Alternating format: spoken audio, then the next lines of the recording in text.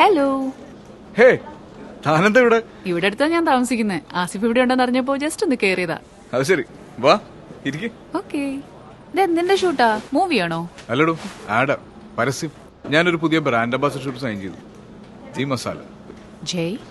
ആ, വിജയ് മസാല എന്ന് കേട്ടിട്ടുണ്ടോ? ആ, യെസ്. പിന്നെ ആ, അത് തന്നെ. ഇപ്പൊ പേര് മാറി ജയ് മസാല. അതെന്താ ഇപ്പൊ ബ്രാൻഡ് നെയിം മാറ്റാൻ കാരണം? അതൊരു കഥയാ. അതാ ആ നിൽക്കുന്നതാ വർഗീസ് മൂലൻസ്, വിജയ് മസാലയുടെ ഫൗണ്ടർ. അങ്കിളൊരു 40 വർഷം മുൻപ് സൗദിയിൽ ജോലിക്കായിട്ട് പോയതാ. പിന്നെ അവിടെ സ്വന്തമായിട്ടൊരു സൂപ്പർ മാർക്കറ്റ് തുടങ്ങി.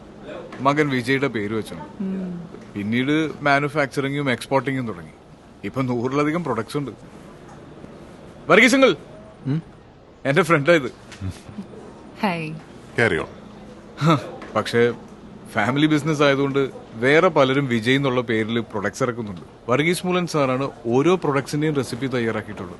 ആ ഒറിജിനൽ റെസിപ്പിയുടെ രുചി അതുപോലെ തന്നെ കസ്റ്റമേഴ്സിലേക്ക് എത്തിക്കാൻ പറ്റണം.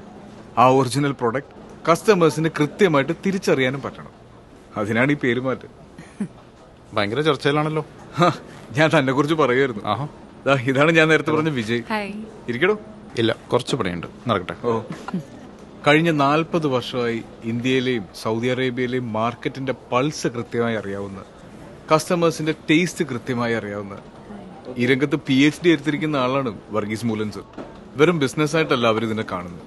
ഫോർ എക്സാമ്പിൾ, 260ഓളം കുട്ടികളുടെ ഹാർട്ട് സർജറി ചെയ്തു കൊടുക്കാൻ സാധിച്ചു.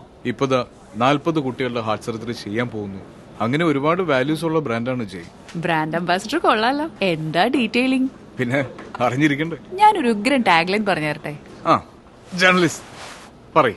ജയ് മസാല, ഹൃദയങ്ങളിൽ പുഞ്ചിരി നിറച്ച അതേ രുചിയുടെ പുതിയ പേര്. നൈസ്. മാഡത്തിന് ജ്യൂസ് കൊടുക്ക്.